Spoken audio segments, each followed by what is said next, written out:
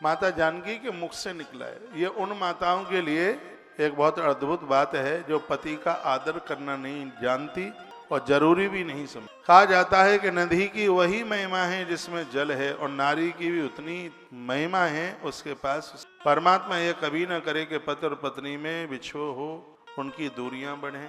आप अपने पियर जाती हैं, थैला उठाकर अकेले चले जाइए, आपको कोई नहीं पूछ। भतीजे भी कह देंगे बुआ के तो पास तो कोई काम ही नहीं, हर सैटरडे को थैला उठा करके। लेकिन वही फूफा जी के संग जाएगी तो घुटुन घुट। बच्चे कहेंगे बुआ जी आई, बुआ आई, बुआ आई, मालपुआ लाई। बच्चे दौड़ते। पति के साथ आप जाते हैं तो आदर। वैसे भी शादी शुदियों में भी आप पति के साथ आप चलते हैं, जैसे शिष्य गुरु के साथ चलता है तो उसका आदर बढ़ जाता है, बेटा पिता के साथ चलता है तो उसका आदर बढ़ जाता है, और पत्नी पति के साथ चलती है तो उसका बहुत सम्मान बढ़ता है कि नहीं बढ़ता। इसलिए ऐसा जीवन जीना, कभी पति से दूरियां ना बढ़े। एक दूसरी बात मैं और कहूं, आपका बेटा अपनी घरवाली को ले जाने के लिए वो बाहर नौकरी करता है, बाहर जॉब करता है, और आपको क्या पता है कि वो नारी कितनी टंच कसती हर फोन पर। अब वो विवश है, उसको ले जाना जरूरी है, और आपके अंदर से स्वर निकलता है कि आजकल तो हमारा भोला मैरिया का भगत तैयारी कर लिए उसको ले जाने की, वो आई ही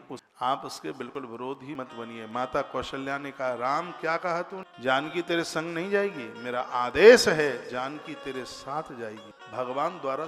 यदि आप अपने घर का माहौल ठीक चाहते हैं आज के समय में, तो यह आपको करना ही पड़ेगा। आप एक आदमी लगा लो, पैसा खर्च कर लो, वो तुम्हारा झाड़ू पोंछा लगाने के लिए। यदि ठीक से जीवन जीना चाह रहे हैं तो आजकल की जो बहुएं जिसमें राजी हैं, जिसमें खुश हैं, आपको वही। यदि आप अपने पुत्र देना चाहते हैं, वो बेटा तो आपका आज्ञाकारी है, वो नहीं बोल पाएगा, लेकिन ये घरवाली तो घुन की तरह लगी है उसको। घुन तो पीछे ही छोड़ दे, पीछा कहाँ छोड़। तो यह भी आपको समझना पड़ेगा। आज माता ने कहा, पुत्र राम, जानकी मेरी आंखें, आप भी अपनी बहू को विदा करें बेंगलोर के लिए, पूना के लिए, जहाँ आपका बेटा रहता है। तो आपको क्या बोलना है अपने, ये मत बोलना कि ज्यादा इसका मेहरू बन के नहीं रहना, ज्यादा इसकी बातें ना मानना, आप मानोगे नहीं। आप तो ऐसा ही बोल। आपको बोलना क्या है, आप उधर बैठ जाए। आपको बोलना क्या है, सुनिए, इधर देखिए। हम इतने तो बेकार हैं नहीं, आप देख नहीं रहे। जब मैं आपको देख रहा हूं तो आप भी देखिए।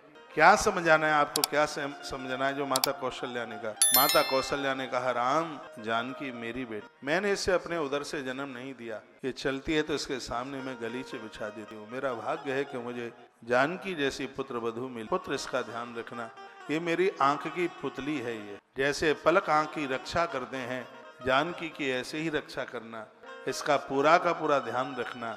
आप भी अपने बेटे को कहना, बेटा कितना भी कमाई, कितना भी तो ऑफिस में रख, मेरी इस बेटी का पूरा ध्यान रखना, ये मेरी हृदय की टुकड़ी है। ऐसे कह करके आप विदा करोगे, आप देखना परदेश जाने वाली बहू तुम्हारा कितना आदर कर। रोज अपने पति को कहेगी, एक बार माँ बाबू जी से बात कर लो ना, जब हम चले थे तब वो रोते रहे, मेरी बात मानो, आनंद ही आनंद। मानते ऐसे विदा कीजिए। लड़के विदा नहीं, बहुतों का तो मुंह लटका हो, क्यों, बहू जा रही है, अब तो तनख्वाह कमाएगी, पैसा कमाएगी, अब तो वो सब खर्च ही करा देगी। मैं करना क्या है पैसा वैसा, तुम 60 65 70 75 के हो गए, खूब तुम दुनिया देख। बच्चों को जिए दो। अब लड़के मत भेजिए मुंह लटका करके, मुंह कुप्पा करके, प्रसन्न हो करके उन्हें भेजिए, आशीर्वाद दिए। और बेटे को समझाइए, बहू को तू कुछ कहेगा नहीं, खबरदार, यदि बेटा मुझे फोन करना, यदि ये तुझे कुछ कहे तो मैं हूं तेरे साथ। वो बहू रो पड़ेगी और कहेगी, हे भगवान महादेव, मेरे सास ससुर का ध्यान रखना, अगले जन्म में भी ये द्वारा मुझे मिले। उसके